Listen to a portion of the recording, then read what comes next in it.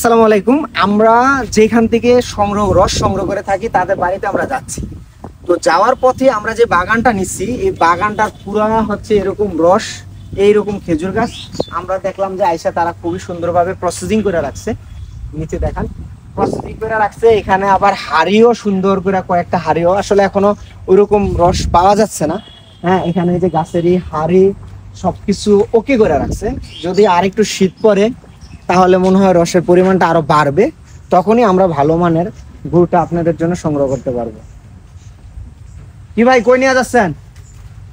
এখন আপাতত পানি দিয়ে ধোয়াবো। পানি দিয়ে ধোয়াবেন? জি।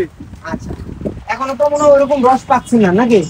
রস এখন অল্প অল্প হচ্ছে, শীত যত হবে সেত রস ভালো হবে।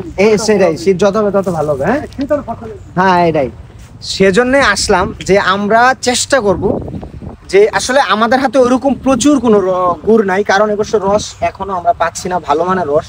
তো আমরা চেষ্টা করব যারা আমাদেরকে অর্ডার দিচ্ছেন, প্রি অর্ডার দিয়ে রাখছেন, তাদেরকে আমরা দেওয়ার জন্য।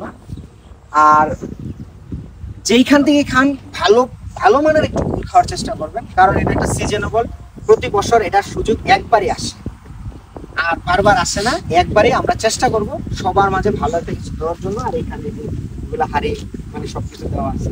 তো সবাই ভালো থাকবেন, আল্লাহ হাফেজ।